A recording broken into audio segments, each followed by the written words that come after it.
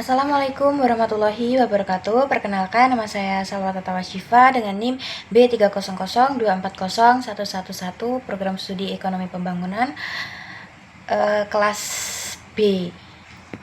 Nah, di sini saya akan menjelaskan materi tentang teori investasi. Nah, sebelum itu kita harus paham dulu ya perbedaan antara konsumsi dan investasi.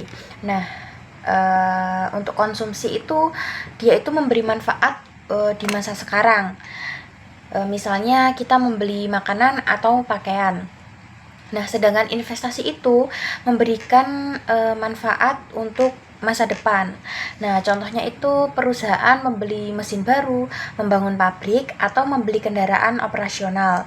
Nah, tujuannya itu untuk mendukung produktivitas dan meningkatkan standar hidup di masa depan.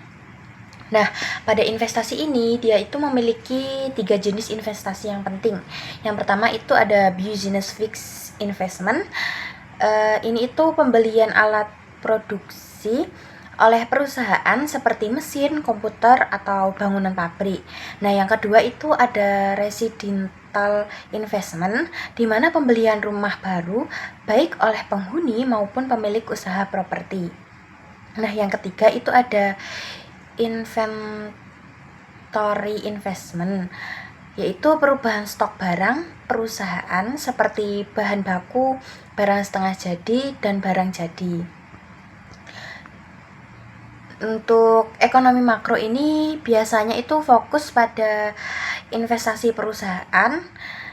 Model yang dipakai adalah neoclassical model of investment, yang menjelaskan bahwa keputusan investasi dipengaruhi oleh 3 hal. Yang pertama itu ada MPK, yaitu Marginal Product of Capital, atau seberapa besar tambahan output dari satu unit modal. Kemudian yang kedua itu ada suku bunga, yaitu biaya meminjam uang untuk membeli modal. Dan yang ketiga itu ada aturan pajak yang mempengaruhi biaya perusahaan. Nah, di sini tuh ada 2 jenis perusahaan dalam model. Yang pertama itu ada production firms, di mana perusahaan yang menggunakan modal untuk memproduksi barang, tetapi tidak memiliki modal. Mereka hanya menyewa saja. Nah, yang kedua itu ada rental firms, di mana perusahaan yang memiliki modal lalu menyewakannya kepada production firms. Nah, rental firms inilah yang melakukan investasi modal baru. Kemudian ada pasar sewa modal dan kurva MPK. Nah, pada kurva ini garis biru yang menurun adalah kurva permintaan modal yang sebenarnya menggambarkan MPK. Nah, semakin banyak modal yang digunakan perusahaan, maka MPK akan semakin menurun. Sementara garis vertikal melambangkan jumlah modal yang tersedia.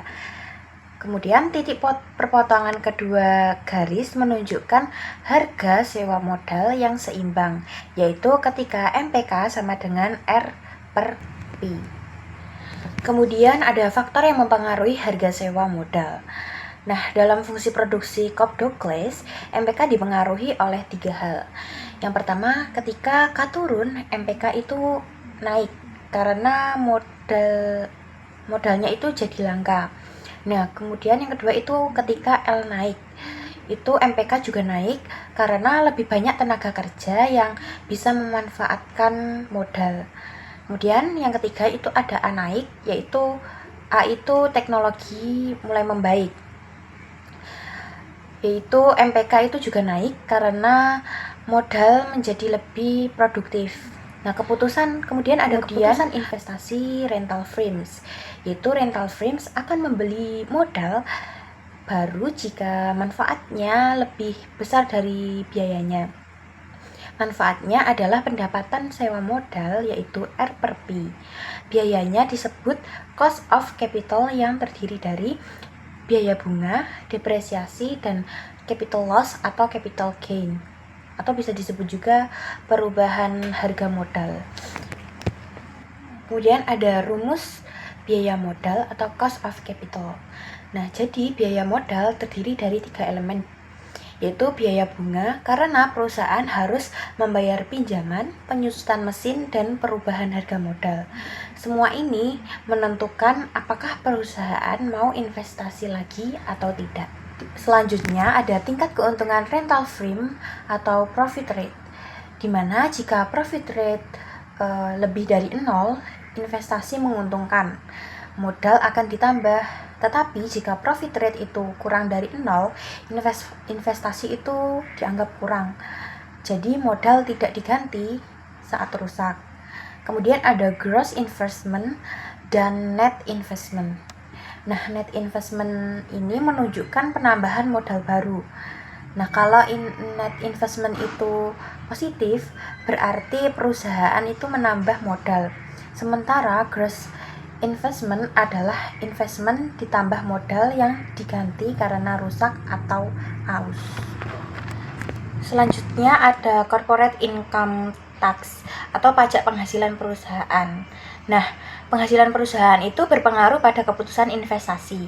Kalau kita mendefinisikan profit sebagai rental price dikurangi biaya modal, maka pajak sebenarnya tidak terlalu mengganggu investasi. Tapi dalam praktikum hukum, biaya penyusutan dihitung berdasarkan harga historis, bukan harga modal yang sekarang. Ketika harga modal naik, penyusutan yang dihitung jadi terlalu kecil, sehingga profit tampak lebih besar dari kenyataannya. Ini membuat perusahaan bisa dikenai pajak meskipun secara ekonomi seharusnya mereka tidak punya profit. Pajak perusahaan bisa menurunkan minat perusahaan untuk berinvestasi. Nah, yang kedua itu ada Invest Tax Credit atau ITC. Invest Tax Credit adalah kebijakan yang memberikan potongan pajak kepada perusahaan ketika mereka membeli barang modal. Dampaknya, biaya modal yang disebut PK menjadi lebih murah. Ketika biaya modal turun, tingkat keuntungan meningkat, dan perusahaan akan lebih terdorong untuk melakukan investasi. Kemudian di sini ada Tobin Skew. Nah, menurut Tobin Skew, perusahaan akan membeli modal kalau nilai pasar perusahaannya itu lebih besar daripada biaya mengganti kapital. Nah, kalau Q itu lebih besar dari 1, artinya pasar itu menilai perusahaan itu sangat tinggi, sehingga mengembangkan perusahaan lewat pembelian modal baru itu sangat menguntungkan. Sedangkan kalau Q itu lebih kecil dari 1, artinya nilai perusahaan itu rendah, sehingga membeli modal baru tidak layak dilakukan. Perusahaan bahkan tidak mau mengganti mesin yang rusak. Kemudian ada hubungan Q teori dan teori neoklasik. Nah, dalam teori neoklasik ini keputusan investasi itu tergantung pada perbandingan antara marginal product of capital atau MPK dan biaya modal. Jika MPK itu lebih besar dari biaya modal, keuntungan tinggi, nilai pasar perusahaan naik. Nah, Q naik, investasi meningkat. Sebaliknya, jika MPK lebih kecil dari biaya modal, perusahaan rugi, Q turun, dan investasi ikut turun. Kemudian ada hubungan pasar saham dan GDP. Pasar saham dan GDP bergerak saling berhubungan karena 3 alasan utama. Yang pertama itu pesimisme investor, atau jika investor pesimis terhadap keuntungan masa depan, mereka jual saham, harga saham itu turun, dan Q turun, investasi pun juga ikut turun, agregat demand juga ikut turun, dan GDP ikut turun. Yang kedua itu ada efek kekayaan atau wealth effect. Nah, di sini tuh harga saham turun membuat kekayaan rumah tangga itu juga ikut turun, dan konsumsi juga turun, agregat demand juga ikut turun, GDP pun juga ikut turun. Yang ketiga itu ada ekspektasi pertumbuhan jangka panjang, di mana kadang harga saham itu turun karena kabar buruk tentang inovasi atau kemajuan teknologi. Nah, ini tuh berarti potensi pertumbuhan ekonomi kedepannya itu lebih rendah, sehingga GDP itu juga tumbuh lebih lambat. Nah, kemudian di sini ada kurva stock market and GDP. Nah, yang garis biru ini tuh perubahan harga saham, dan yang garis hijau itu perubahan GDP real. Jadi, pada grafik ini kita itu bisa melihat bahwa perubahan harga saham yang garis biru ini dan perubahan GDP real yang garis hijau bergerak cukup mirip dari waktu ke waktu. ketika harga saham naik tajam, biasanya beberapa kuartal setelahnya GDP juga naik.